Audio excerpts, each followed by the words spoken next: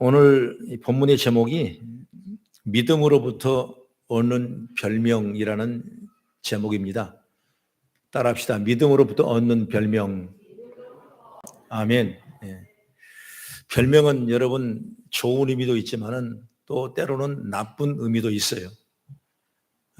성경에 보면 아브라함을 아브라함을 하고 새로운 이름을 지어준 것은 참으로 좋은 이름이고, 또 사울을 바울로 만드는 그 이름도 우리에게 극히 귀감이 되고 은혜 충만한 이름인 줄 믿습니다. 이제 오래된 일이지만은 아들이 서울에 있었을 때 제가 오랜만에 아들 집을 내방한 적이 있었습니다. 근데 손주가 보고 싶어서 갔는데 손주는 이제 막 어린이집에 다닐 때고, 큰애는 다음에면 초등학교 입학해야 될 그런 때인데 마침 식탁에 둘러앉았는데 그 작은 애가 아주 밥을 엄청나게 잘 먹어요. 그 형 것도 막 뺏어 먹어요, 막 그냥. 그래서 나도 모르는 사이에 왜 돼지같이 그러냐 그러니까 눈을 팍 뜨니 할아버지 바보 똥꼬 그러는 거예요. 깜짝 놀래가지고 알고 보니까 그의 상처가 뭐냐면 아마 어린이집에서도 애들이 밥 잘 먹으니까 돼지라 그랬던가 봐요. 그러니까 상처가 남아있는 거예요. 그 덕분에 지금은 건강하게 아주 잘 자라고 공부도 열심히 하는 아이로 변화를 했는데, 어쨌든 간에 우리 별명 하나가 우리 인생을 좌지우지할 수 있다는 사실을 우리 보게 되는 것이죠. 저도 어렸을 때 하도 키가 크니까 제 별명이 꺽쇠였어요. 꺽쇠. 새는 새인데 아주 크다고 꺽쇠라고 이렇게. 어쨌든 간 누구든지 여러분 다 나름대로의 어떤 별명을 가지고 있을 겁니다. 나는 모든 별명이 다 긍정적으로 해석되고 그것이 우리에게 큰 에너지원이 되는 역사가 있기를 간절히 바라겠습니다. 우리가 또 안디옥 교회를 보면 안디옥 교회에 다니는 성도들에게 그리스도인이라는 별명을 붙였어요. 그런데 이 그리스도인은 어떤 의미냐면 그리스도와 함께 다니는 패거리 이렇게 했습니다. 그러니까 나중에 보니까 이 말이 얼마나 욕된 말이고 비한 말이라는 걸 우리가 깨닫게 되는데, 세월이 지나가면서 정말 그 이름이 얼마나 귀합니까? 우리가 그리스도인 크리스찬이라는 게 얼마나 귀하고 명예로운 이름이냐 그 말이에요. 그렇기 때문에 우리는 이 별명 이름 한자 한자가 우리의 긍정적으로 해석돼서 죄 뜻을 이루어가는 아름다운 모습으로 되어지기를 바라겠습니다. 그렇습니다. 우리의 믿음에도 별명이 붙은 믿음이 있으면 좋겠습니다. 너무 평범하게 여러분 살아보면 별명 붙일 것이 없어요. 그 사람은 주원님 안에서 어떤 별명을 붙일까? 평범하면 별명을 붙일 턱이 없는 거예요. 그냥 왔다 갔다 하는 거죠. 그러나 뭔가 특별하고 뭔가 열심을 가지고 뭔가 전도하고 뭔가 주의를 열심히 하다 보면 우리에게 부어진 이 별명이 있다는 사실을 알게 되는 것이죠. 그래서 오늘 본문에 따라서 믿음에 어떤 별명이 붙었으면 좋겠는가 라는 그런 주제를 통해서 여러분에게 믿음의 별명이 붙여지는 역사가 있기를 간절히 바라겠습니다. 그럼 첫째로 뭐냐면 첫째로 순종이라는 별명이에요. 순종이다. 하나님께서는 이스라엘 백성들을 가나안 땅으로 인도하신 후에 사사시대라는 역사를 지나갑니다.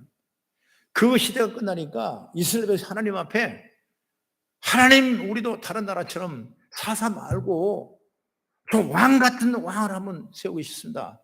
그래서 하나님이 그들의 기도를 들어주셔서 첫 번째로 세운 왕이 누구죠? 그렇죠. 사울왕이죠. 잘 알지 않습니까? 사울왕을 첫 번째 세우셨어요. 그러면서 하나님께서는 사울왕에게 말씀할 때 너희는 아말렉을 쳐서 죽이라 그랬습니다.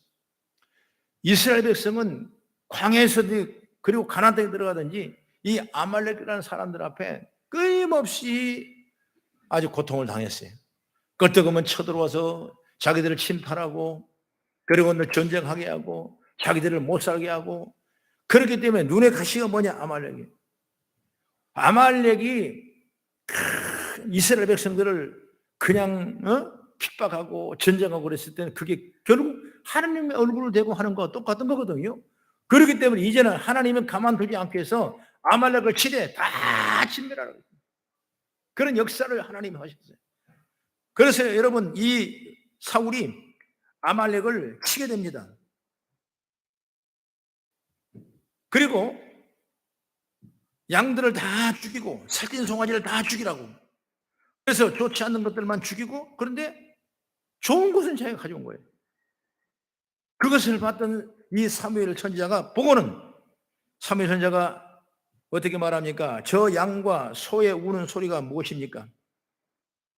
사울에게 묻자 사울은 하나님께 제사를 드리려고 내가 제물로 쓰려고 살려왔습니다. 그때 사무엘을 통하여 유명한 말씀이 사무엘상 15장 22절에 뭐라고 말하냐면, 순종이 제사보다 낫고 듣는 것이 수왕의 기름보다 나은 것이다. 100번 내가 신실한 건실한 양을 가지고 제사 드린 듯 순종보다 못하다는 거예요. 그거보다 훨씬 내가 순종이 낫다. 여러분, 이게 왜 중요하냐면 그 말씀이 끝나자마자 결국 하나님은 사울을 그 자리에서 버리게 됩니다. 나중에 다윗이 왕이 되지만은 여러분, 얼마나 심각한 문제이기에 사울이 그것 때문에 버림을 받았겠습니까? 우리는 어떠합니까? 얼마나 순종하고 살아가냐? 얼마나 믿음으로 살아가느냐? 우리에게는 주어진 일주일 동안 내 멋대로 살아갑니다. 내 생각과 내 방법과 내 유익대로 살아갈 때가 너무나 많아요. 주님은 멀리 계시고 내 생각에 내 뜻이 앞을 차지할 때가 너무나 많았던 것입니다. 하나님의 뜻과 하나님의 말씀은 내 앞에 알 바 아니다. 살다가 주일에 나와서 1시간 예배 드리면 하나님 기뻐하시고 복 주시지 아니겠느냐, 이렇게 생각할 때가 우리는 너무나 많은 것입니다. 그러지만 성경을 자세히 보면 절대로 그런 적이 없어요. 우리는 한 주간도 항상 예배하는 그런 마음으로, 내가 내 옷 입고 가는 거 사람이 어떻게 볼까? 내 언어 심사를 사람들이 어떻게 볼까? 내가 하는 일이 하나님 보시기 어떻게 할까? 이걸 늘 생각하면서 예배하는 참된 모습으로 살아간다면 하나님은 그들에게 믿음의 축복을 주신 줄 믿습니다. 그러니까 우리가 주어진 거 뭐냐? 순종이라는 거 들어가는 거예요. 사울이라는 사람은 자기 생각에 참 저 토실한 양을 죽이기 아깝지 않았습니까? 저 염소를 버리기 아깝지 않습니까? 차라리 하나님이 드리는 제물은 좋은 것만 드리기 때문에 좋은 것 가져와서 올리면 훨씬 좋게 하느냐. 이건 뭐 인간적인 인본주의 세상이에요. 그러나 하나님은 그걸 원치 않았던 거예요. 오히려 그것을 우상으로 봤던 거예요. 하나님 말씀에 죽이라고 하면 다 죽이라는 거예요. 버리라고 하면 버리는 거예요. 가지 말라면 가지 말라면, 하지 말라면 안 하는 거예요. 이것이 바로 하나님이 우리 앞에 가장 신실한 명령이고 우리가 지켜야 될 순종의 축복인 줄 믿으시길 바랍니다. 여러분, 순종이 없는 제사는 아무 의미가 없다고 하신 뜻이 여기 있는 거예요. 마당만 받고 왔다 갔다 할 뿐이요. 순종이 없는 제사는 하나님께서 싫어하십니다. 순종이 그렇게 귀한 것입니다. 믿음은 반드시 순종으로 나타나게 되어 있고, 그리고 순종에서만 믿음을 찾아볼 수 있어요. 그래서 순종의 믿음을 별명이라 이렇게 말하고 있는 것입니다. 우리 오늘 본문의 말씀 읽었죠? 이 배경을 보면 이스라엘 백성들이 지금 광야의 생활을 끝내고 요단강을 기적적으로 건너갔어요. 이제 가나안 땅에 들어가게 되는데, 그 가나안 땅에 들어가다 보니까 철옹성 같은 여리고 성문이 버티고 있었던 것입니다. 이스라엘 백성들은 이 어마어마한 성을 점령할 엄두가 나지 않았습니다. 이 성을 그대로 놓아둔다면 가나안 땅을 점령할 수 없는 것입니다. 하나님 앞에 기도하니까 하나님이 그때 말씀합니다. 너희들이 7일 동안 여리고 성을 돌되, 첫째 날 한 번 돌고 둘째 날 한 번 돌고 계속 돌되, 그리고 7째 날에는 그 성을 7번 돌라. 참 이게 믿어지려면 그 믿음이고 그 믿음을 통해 순종이 나타나는데, 그렇게 해서 철옹성 같은 이 성문이 무너지겠냐고 말이야. 우리 인간이 생각이지 않습니까? 정말 가나안 이 땅의 후손들이 어떤 사람입니까? 넷필의 후손의 안악자손이요 거미를 삼킬 만한 땅이요, 참으로 그 호전적인 그 영성을 가지고 있는 그들인데, 과연 우리들이 가나안 땅에 들어갈 때 그 가나안 족속들 우리 가만 놔두겠느냐 말씀입니다. 그런데 그 위대한 그 족속들이 그냥 여리고성 매일 아침 일어나 돈다고 해서 그게 넘어지게 되겠냐, 무너지겠느냐. 여러분, 그런데 그렇게 되는 거예요. 할렐루야. 그것이 믿음이고 그 말씀을 따라가는 것이 순종이에요. 응? 순종은 여러분 엄청나게 어려운 큰 무거운 돌을 지고 산에 올라가라는 것, 그렇게 순종하는 거예요. 그게 아니에요. 여러분, 과연 내가 내 생각을 접고 내 이기를 접고 내 연약한 육신의 생각을 접고 말씀을 따라갔을 때 그 순종의 역사가 나타나는 거예요. 여러분은 홍해를 가려갈 때 정말 홍해 바닷물이 절절 흘러 넘치는 것입니다. 누가 그 홍해를 들어가겠습니까? 그러나 믿고 순종을 들어가니까 그때부터 홍해수가 나눠지기 시작한 거예요. 그 순종의 결과고 축복인 줄 저는 믿습니다. 그래서 순종은 우리가 할 일이고 그 다음은 누가 하냐? 하나님이 다 일을 하시는 거예요. 이렇게 돌고 또 돌고 또 7번 마지막 도니까 어땠어요? 징조가 없다가 징조가 나타났습니다. 한 번 돌았는데 아무 소식이 없네. 2번 돌았는데 아무 증거가 없네. 그래서 포기한다면 절대로 여러분 순종은 완성을 이룰 수가 없어요. 성경에도 말씀 보면 너희가 선을 행하다가 낙심하지 말라고 말씀했어요. 우리는 하나님이 주신 데가 의뢰가 있다면 그걸 믿음으로 순종해 나갔을 때 끝까지 가는 제가 여기를 간절히 바랍니다. 순종은 제사보다 낫습니다. 이처럼 믿음은 반드시 순종으로 나타나게 되어 있습니다. 믿음이 없는 사람은 여러분 순종의 열매가 나올 수가 없고 순종의 별명을 가질 수가 없는 거예요.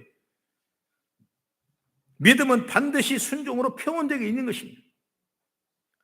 우리가 요한복음 2장 보면 가나안 혼례집에 잔치상이 됐을 때 그 귀한 포도주가 떨어졌습니다. 그때 주님께서 결례통에 있는 물을 갖다가 연인에게 갖다 주라고 말씀했대. 그 말씀 믿고 그대로 순종했다면, 순종했기 때문에 결국 혼례잔치에 그보다 훨씬 더 좋은 포도주를 만드는 역사가 있는 줄 믿으시기 바랍니다. 열왕기상 보면 나만 나의 큰 장군이 문둥병에 걸렸는데 그 문둥병을 치료할 방법이 없는 것입니다. 별의별 방법을 다 써 안 되는 거예요. 근데 마침 자기 밑에 있는 게하시라는 그 여자가 우리나라의 엘리사에 가면 그 병은 그냥 낫습니다. 아무것도 아닙니다. 여러분 그 말을 믿고 따라갔다가 결국은 여러분 끝까지 순종했을 때, 요단강이 7건물에 들어갔을 때 내 자존심 버리고 내 생각을 버리고 내 의지를 버리고 벗고 내려가는데 그게 뭐 어려운 일입니까? 내려간 거예요. 또 옷을 입는 거예요. 또 옷을 벗고 또 내려가는 거예요. 이게 뭐 어려운 일입니까? 큰 힘이 필요합니까? 여러분 많은 사람을 동원할 능력이 필요합니까? 아니요. 내가 스스로 할 수 있다만 하면 그때부터 순종의 열매가 나고 나만 장군의 그 살까지 깨끗이 헤어진 역사가 있는 걸 우리는 너무나 잘 안다는 거예요. 여러분 믿음은 순종을 동반하는 거예요. 믿음이 있다면 여러분 순종의 열매가 여러분 심령에 있기를 주의 이름으로 축원합니다.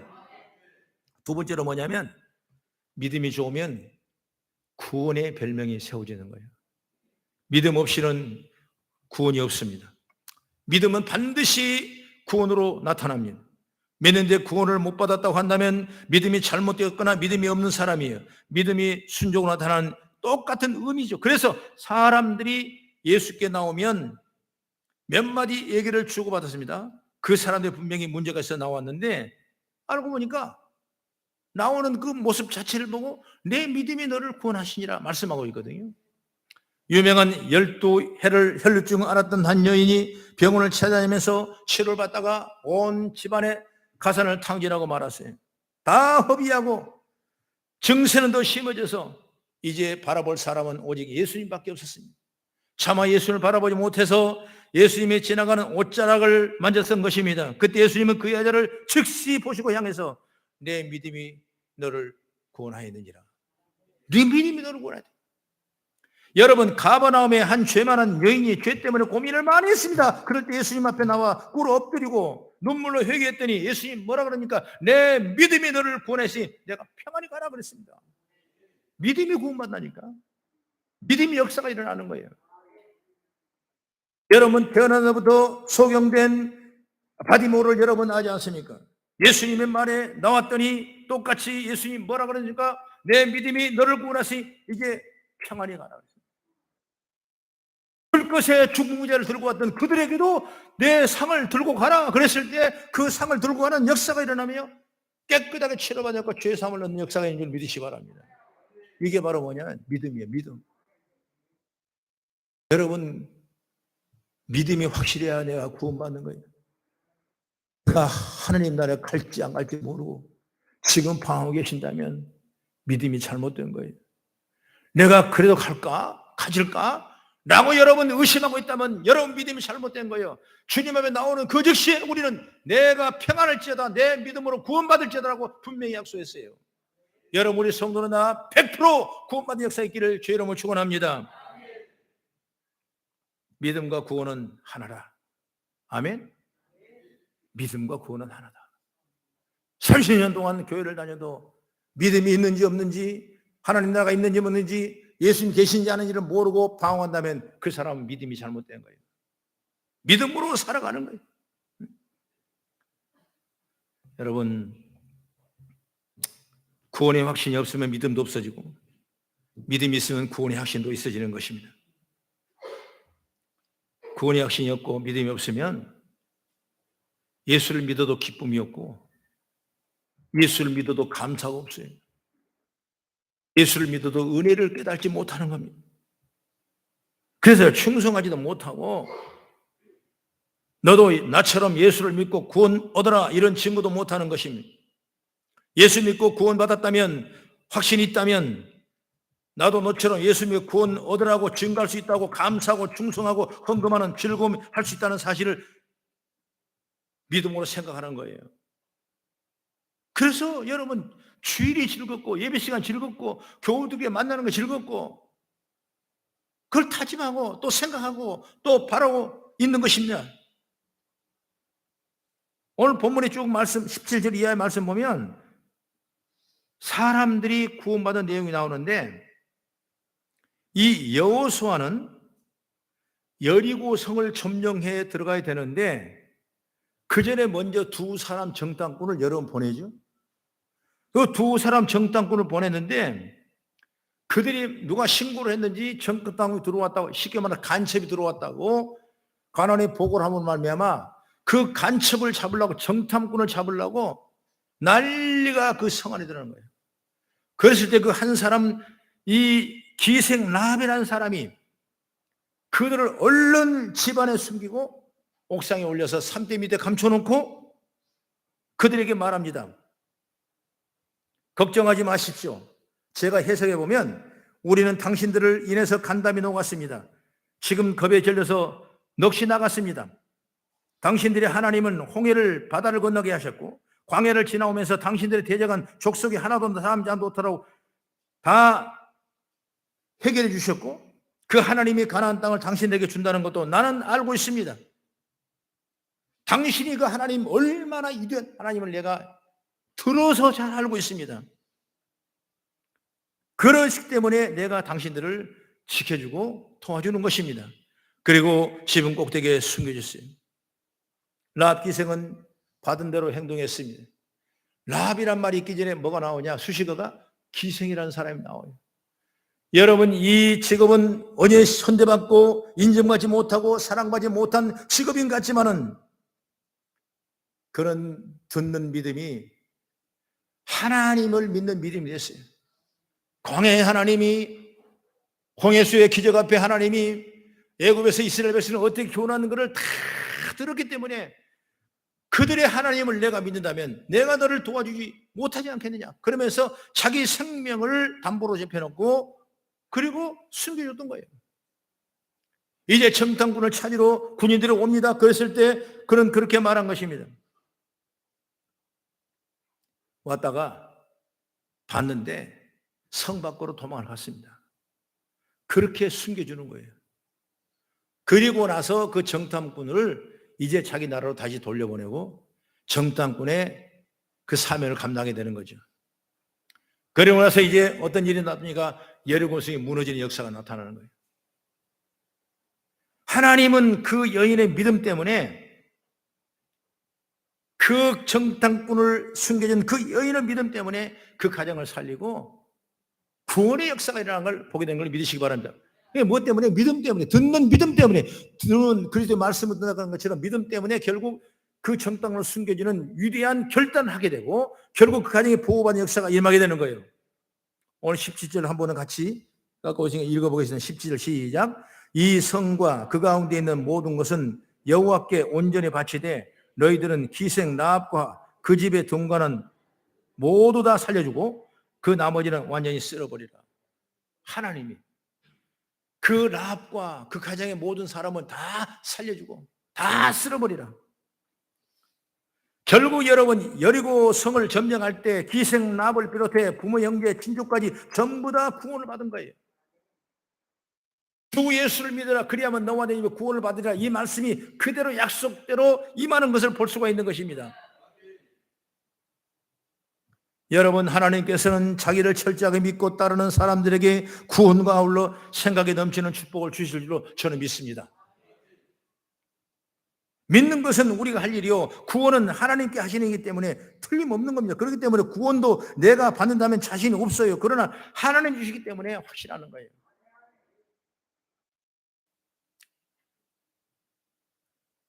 그렇기 때문에 우리는 모든 걸 다 하나님에 맡기는 그 믿음을 가지고 있어야지. 의지하고 맡기고 구함에 나가는 은혜. 여러분 구원은 스스로 내가 얻는 것이 아닌 것입니다. 어디까지 믿어야 구원을 얻겠습니까? 어디까지 공로를 세워야 여러분 구원을 얻겠습니까? 분명히 말하면 예수님은 하나님의 아들이시고 내 죄 대신 예수님이 죄를 짊어지시고 죽으셨다는 사실을 믿으시면 이 말씀이 확실하면 이 구원의 역사가 일어나고 구원 때문에 받을 우리의 놀라운 축복들이 저와 여러분 통해 임하게 될 줄로 믿습니다. 마지막으로 세 번째, 믿음은 곧 승리라는 별명을 줍니다. 믿고 구하면 받은 줄로 믿으라. 믿음으로 살면 다 승리하게 됐어요.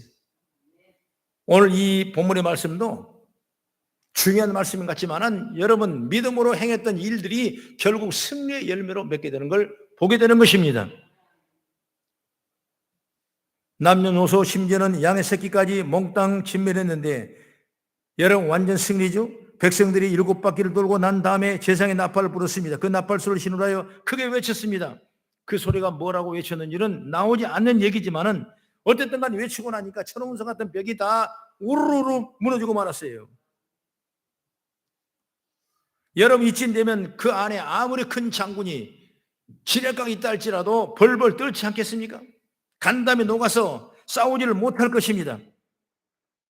사기가 떨어져서 손을 들고 나올 것입니다. 총을 들고도 몽둥이를 든 사람 앞에 손을 들고 항복하는 건 똑같은 거예요. 그래서 이스라엘이 깨끗이 여러분 승리의 역사가 일어나는 거예요. 뭐 때문에? 믿음 때문에 그런 거예요.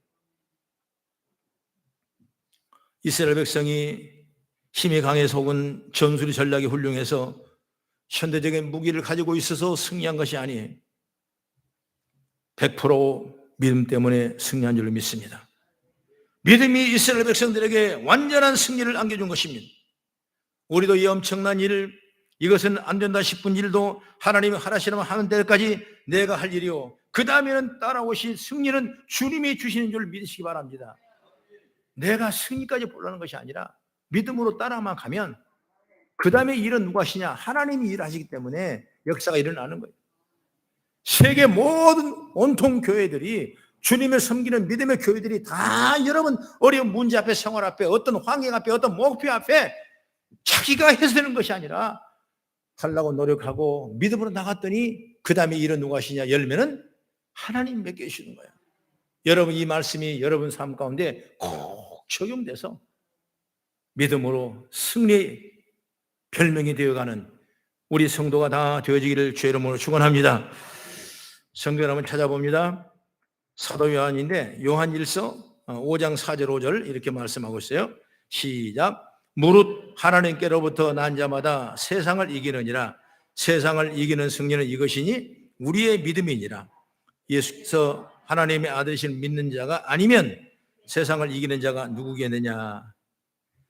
예수께서 하나님의 아들을 믿는 자가 아니면 누가 세상을 이기냐고. 하나님이 우리를 넉넉히 이기게 하시는 그 믿음을 우리가 다 소유하는 은총을 있기를 간절히 바랍니다. 다시 말하면 믿음이 세상을 이깁니다. 믿음이 세상을 이기는 이유는 예수님께서 너희가 세상에서 환난을 당하나 담대라 내가 세상을 이기노라고 분명히 말씀했기 때문에 이기는 거예요. 여러분, 우리 대장 예수께서 이기면 나도 이기는 것입니다. 그러면 이기신 예수를 믿기 때문에 그 예수님과 함께 이기는 거예요. 그래서 여러분, 예수님이 좋은 거예요. 여러분, 불확실한 시대를 살아가고 내일이면 무슨 일이 일어난지 아무도 모르는 그런 환경 속에 우리가 살아가는 이 시대에 얼마나 두렵고 떴습니까? 그러나 여러분, 오늘 우리가 예수를 소망 안에 갖고 있는 거예요. 예수가 내 안에 있는 거예요. 이 종이 한 장이 올라간다면 그냥 가벼워 찢어지고 말 것입니다. 어릴 때 내 주일학교 들은 예화야 이게? 선생님이 나한테 얘기했는데 이 하나는 그냥 찢어진다는 거예요. 그러나 여기에 어떤 받침대나 어떤 판자에나 어떤 붙임대에 붙여서 있다면 그걸 깨기 전에는 이 종이가 찢어지지 않는 거예요. 똑같은 거예요. 오늘 예수 안에 이기는 것은 저와 여러분 축복의 은혜인 줄 믿으시기 바랍니다.